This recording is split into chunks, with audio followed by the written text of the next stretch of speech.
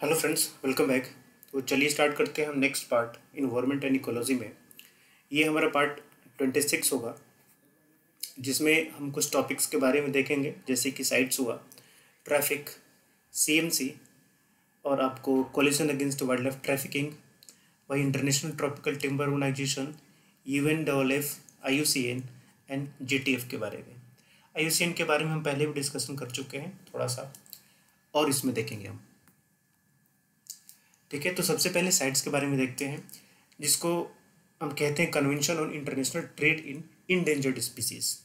तो नाम पे ध्यान दीजिए कि ये international trade in endangered species, जो इंडेंजर्ड स्पीसीज होती हैं उनका किस तरीके से इंटरनेशनल ट्रेड होना चाहिए, उनका मॉनिटर करना, उसके लिए रेगुलेशंस लाना। ठीक है, ये काम इस कन्वेंशन का था। तो इस कन्वेंशन को मॉनिटर या फिर एडमिनिस्टर करने का काम यूएनईपी करता है, यूनाइटेड नेशंस इन्वायरमेंट प्रोग्राम, जिसको कि साइट्स को 1975 में इन फोर्स यानी कि तब से ये इम्प्लीमेंट किया जाता है। ठीक है, इसका आपको जो सेक्रेटरीट मिलेगा, ये मिलेगा आपको जेनेवा, स्विट्जरलैंड में। तो यहाँ पर देखेंगे कि साइट्स के अंडर में आपको 3 अपेंडिक्सेस मिलेंगे यहाँ पर। ठीक है, first one, second and third. अब इसमें जो स्पीसीज होती हैं उनके थ्रेटेन लेवल के अकॉर्डिंग इनको डिवाइड किया गया है। तो जो अपेंडिक्स 1 है, इसमें जो एक्सटेंशन वाली स्पीसीज हैं, यानी कि जो अब लगभग एक्सटेंशन होने की कगार पे, वो ख़त्म होने की कगार पे हैं, उन स्पीसीज़ को यहाँ पर रखा गया है। तो उन स्पीसीज़ का ट्रेड किस तरीके से होना चाहिए या नहीं होना चाहिए, यहाँ पर ये बात आपको अपेंडिक्स 1 में मिलेंगी। ठीक है, जिनको ग्रेटेस्ट लेवल ऑफ प्रोटेक्शन दिया गया है। इन स्पीसीज़ के बारे में ट्रेड नहीं हो सकता। अब ये स्पीसीज़ प्लांट स्पीसीज़ भी हो सकती हैं या फिर ये एनिमल स्पीसीज़ भी हो सकती हैं। ठीक है, तो ऐसा नहीं है कि सिर्फ अब हमारे जब ऐसी चीज़ें आती हैं ना, इंडेंजर्ड स्पीसीज़ या ऐसी चीज़ें, तो हमारे दिमाग में आते हैं एनिमल्स रिलेटेड, लेकिन ऐसा नहीं है, प्लांट्स भी इसमें इंक्लूडेड होती हैं। अपेंडिक्स सेकेंड में आएगा जो वैसी स्पीसीज़ जो थ्रेटेन तो हैं लेकिन वो एक्सटेंशन होने के कगार पे अभी नहीं है, तो वैसी स्पीसीज़ को सेकेंड अपेंडिक्स रखा जाता है, जहाँ पर ट्रेड को रेगुलेट किया जा सकता है। अपेंडिक थर्ड में कम थ्रेटेड स्पीसीज उससे भी कम आती हैं, जिनको बहुत ज़्यादा प्रोटेक्शन की ज़रूरत नहीं है, लेकिन फिर भी यहाँ पर इंटरनेशनल ट्रेड को कंट्रोल करने की ज़रूरत है, ताकि वो बाद में फ्यूचर में वो ज़्यादा इंडेंजर्ड या फिर एक्सटेंशन के नौबत पे ना आ जाए। ओके, नाउ ट्रैफिक जो है एक wild life trade monitoring network है। अगेन यहाँ पर नाम देखिए, वाइल्ड लाइफ ट्रेड मॉनिटरिंग, यानी कि वाइल्ड लाइफ यानी कि वाइल्ड प्लांट्स, वाइल्ड एनिमल्स, उनके जो ट्रेड होते हैं उसको मॉनिटर करने का काम ये ट्रैफिक करता है। तो ट्रैफिक एक जॉइंट कंजर्वेशन प्रोग्राम है जो कि आईयूसीएन और डब्ल्यूडब्ल्यूएफ यानी कि वर्ल्ड वाइड फंड के द्वारा चलाया जाता है। इसको इस्टेब्लिश किया गया है 1976 में। ठीक है, ये एक एनजीओ है जो डिफरेंट गवर्नमेंट और जो साइट्स होते हैं, जो पीछे भी हमने पढ़ा, इसके साथ ये मिलके काम करता है। ठीक है, तो गोल जैसा कि आपने देखा कि वाइल्ड लाइफ में यानी कि प्लांट और एनिमल्स जो होंगे उनके ट्रेड को मॉनिटर करने का काम करता है, ताकि जो थ्रेट है उनके कंजर्वेशन से रिलेटेड उसको दूर किया जा सके। ठीक है, next, convention on conservation of migratory species. तो माइग्रेटरी स्पीसीज का मतलब होता है जो एक जगह से दूसरी जगह माइग्रेट करते हैं। तो इसमें आपको टेरेस्ट्रियल स्पीसीज भी आएंगी, एक्वेटिक स्पीसीज भी आएंगी और एवियन स्पीसीज भी आएंगी। तो टेरेस्ट्रियल स्पीसीज कहीं आप देखेंगे कि जो लैंड पर रहते हैं, लैंड पर कोई एनिमल हो वो एक जगह से दूसरी जगह माइग्रेट करता है। एक्वेटिक एनिमल्स होती हैं, इसका भी आपको नाम सुनने को मिला होगा, जैसे कि ऑलिव टर्टल्स होते हैं, वो हमेशा माइग्रेट करते हैं उड़ीसा, आंध्र प्रदेश के कोस्ट पर। ठीक है, रिप्रोडक्शन के टाइम पर। और वहीं कुछ एवियन स्पीसीज होती हैं, यानी कि जैसे कि बर्ड्स वगैरह होती हैं, साइबेरियन बर्ड्स होती हैं, जो विंटर के टाइम पर वहाँ से इंडिया में आती हैं या इंडियन सब कॉन्टिनेंट में आती हैं। तो ये जो माइग्रेटरी स्पीसीज हैं, इनके कंजर्वेशन से रिलेटेड ये आपका सीएमएस है, यानी कि convention on the conservation of migratory species. इसको बॉन कन्वेंशन के नाम से भी जानते हैं। ठीक है, अब ये जो कन्वेंशन है ये आपको यूनाइटेड नेशंस इन्वायरमेंट प्रोग्राम के अंडर में चलाया जाता है। ठीक है, तो इसमें तो स्पीसीज का कंजर्वेशन करना ही है, साथ ही साथ जो माइग्रेशन पाथ होता है, माइग्रेशन पाथ का मतलब ये होता है कि जिस रास्ते से वो माइग्रेट करके आती है उस रास्ते को भी प्रोटेक्ट करने की ज़रूरत है। नहीं तो कभी कभी ऐसा भी होता है ना कि रास्ते में ही उनको कभी कभी आप देखेंगे कि हंटिंग का शिकार होना पड़ता है। तो स्पीसीज के कंजर्वेशन के साथ साथ उनकी जो हैबिटेट है, इनका जो माइग्रेटरी पाथ है, उनको भी कंजर्व करने की ज़रूरत है। तो अगेन यहाँ पर देखेंगे साइट्स की तरह यहाँ पर भी दो पार्ट में डिवाइड किए गए हैं, अपेंडिक्स 1 एंड अपेंडिक्स 2। इसमें वो स्पीसीज आती हैं जो एक्सटिंक्शन के कगार पे हैं, और सेकेंड वाले में वो स्पीसीज आएंगी जो एक्सटिंक्शन के कगार के पर नहीं है लेकिन फिर भी ये अंडर थ्रेट है, ये थ्रेटेंड है।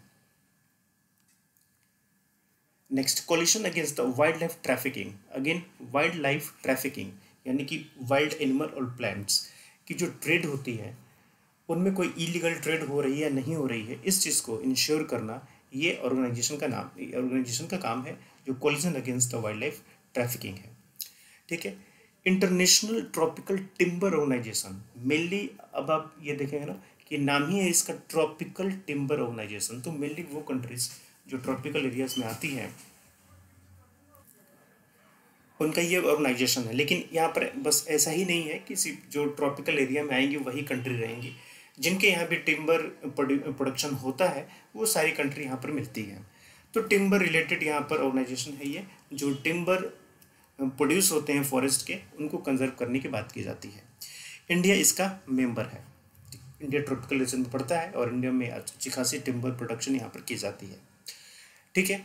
तो अब ये देखेंगे कि एक्चुअली ये जो IWTO है ये ट्रेड एंड एनर्जी से रिलेटेड है, लेकिन यहाँ पर कहीं ना कहीं अब ये बात क्या करता है कि फॉरेस्ट कंजर्वेशन की बात करता है, नेचुरल रिसोर्सेज के कंजर्वेशन की भी बात करता है, और साथ ही साथ ये इंटरनेशनल एग्रीड पॉलिसी या फ्रेमवर्क भी बनाता है जो इसके मेंबर्स उसको यूज़ कर पाएँ अपने यहाँ प्रोग्राम्स को इम्प्लीमेंट करने के लिए। ठीक है। Next, United Nations forum on forest. तो इसका इस्टेब्लिशमेंट जो है वो economic and social council of United Nations के द्वारा किया गया।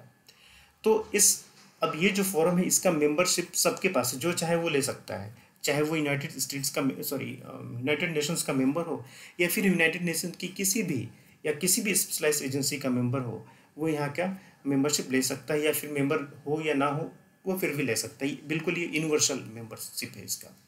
ठीक है। तो अब जैसा कि नाम है फोरम ऑन फॉरेस्ट, यानी कि फॉरेस्ट के कंजर्वेशन से रिलेटेड ये सारे काम करेंगे। तो कुछ फंक्शंस हैं यहाँ पर कि facilitate the implementation of forest related agreement and foster a common understanding of sustainable forest management. ठीक है। एजेंडा 21 के अंडर में जो भी चीज़ें कही गई हैं हमारे बायोलॉजिकल डाइवर्सिटी को इंश्योर करने के लिए, उसको कंजर्व करने के लिए, वो सारी चीज़ें इसमें आएंगी। इसके अलावा आप देखेंगे कि पॉलिसी एंड प्रोग्राम कोऑर्डिनेशन होने चाहिए, रीजनल लेवल पर होने चाहिए, नेशनल लेवल पर होने चाहिए, और इसी चीज़ को ध्यान में रखते हुए यहाँ पर इंटरनेशनल कोऑपरेशन की भी बात की गई। ठीक है। इसके अलावा ये भी कहा गया कि ये जो प्रोग्रेस होते हैं, कंजर्वेशन जो इम्प्लीमेंटेशन होते हैं इन प्रोग्राम्स के, उनको मॉनिटर करना, असेस करना, उन पर रिपोर्ट तैयार करना भी इसका ऑब्जेक्टिव होगा। ठीक है। साथ ही साथ जो पॉलिटिकल कमिटमेंट है उसको बढ़ावा देना ताकि मैनेजमेंट, कंजर्वेशन और सस्टेनेबल डेवलपमेंट का काम हो सके। ठीक है। इसके अलावा देखेंगे कि इंटरनेशनली एग्रीड डेवलपमेंट गोल्स जैसे कि सस्टेनेबल डेवलपमेंट गोल्स हैं, इनको इंश्योर करना।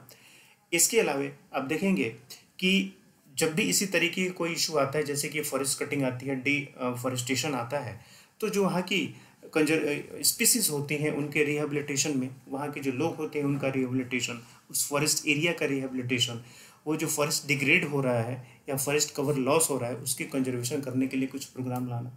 यानी कि यहाँ पर आपको पीपल पार्टिसिपेशन का भी काम देखने को मिलेगा।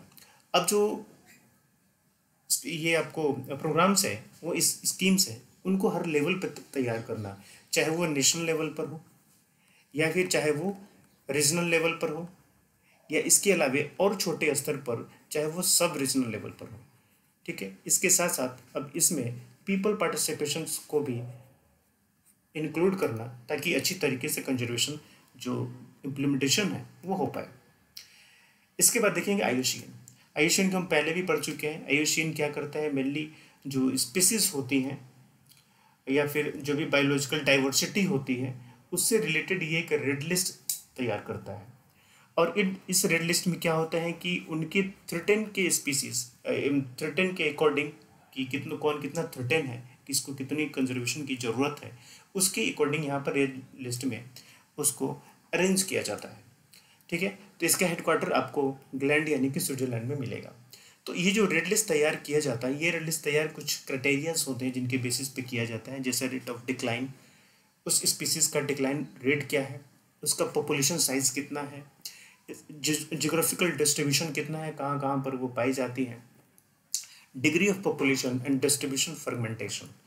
ठीक है, तो कितना डेंस पॉपुलेशन है उनका, कहाँ कहाँ पर उनके जो हैबिटेट्स हैं वो फ्रेगमेंटेड तरीके से हैं, इन सारे चीज़ को ध्यान में रख के यहाँ पर ये रेड लिस्ट तैयार करने का काम करता है IUCN।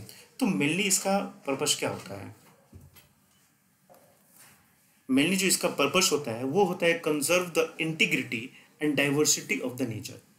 ठीक है, यानी कि मेनली जो बायोडाइवर्सिटी है उसको क्या करना, कंजर्व करना। ठीक है, कुल मिला के जो इसका एसेंस होता है यही होता है। अब IUCN के मेंबर कौन होते हैं? यहाँ पर स्टेट्स भी होती हैं, यानी कि गवर्नमेंट भी होती है, अलग अलग नेशंस भी होते हैं। इसके अलावा जो डिफरेंट NGOs जो इस एरिया में काम कर रही हैं वो सारे के सारे इसके मेंबर हो सकते हैं। ठीक है, now global tiger forum. Global tiger forum, again नाम देखिए, टाइगर फोरम है यानी कि टाइगर के कंजर्वेशन के लिए है। इसका सेक्रेटेरिएट जो आपको मिलेगा नई दिल्ली में मिलेगा और ये 1994 में बनाया गया इसको। ठीक है, इसकी मीटिंग जो होती है वो 3 साल में एक बार होती है। अब यहाँ पर ये एक इंटर गवर्नमेंटल फोरम है, इसके अलावा यहाँ पर NGOs वगैरह भी हो सकती हैं। तो जैसा कि नाम ही है टाइगर फोरम है, तो टाइगर प्रिजर्वेशन के लिए काम करेगा, टाइगर को सेव करना, डिफरेंट जो कंट्रीज़ हैं वहाँ पर टाइगर को या फिर जो बायोडाइवर्सिटी कंजर्वेशन हैं उनसे रिलेटेड लीगल फ्रेमवर्क लाना, टाइगर के हैबिटेट्स को कंजर्व करना।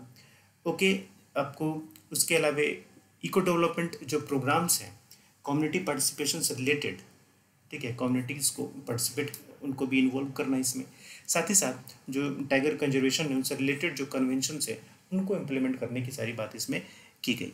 इसके अलावा एक ग्लोबल टाइगर इनिशिएटिव भी है। अगेन टाइगर इनिशिएटिव है यानी कि टाइगर के कंजर्वेशन के लिए है, जिसमें गवर्नमेंट, डिफरेंट आपको international agencies, civil society, private sector, ये सारे पार्टिसिपेट करते हैं टाइगर के कंजर्वेशन के लिए। ठीक है, तो ये एक टॉपिक इसमें आया जिसमें हमने कुछ इंटरनेशनल कन्वेंशंस की बात की। इसके अलावा इंटरनेशनल कन्वेंशन में एक और वीडियो आएगी जिसमें सारे इंटरनेशनल कन्वेंशन हम कंप्लीट कर चुके होंगे। ठीक है, चलिए, thank you, best of luck.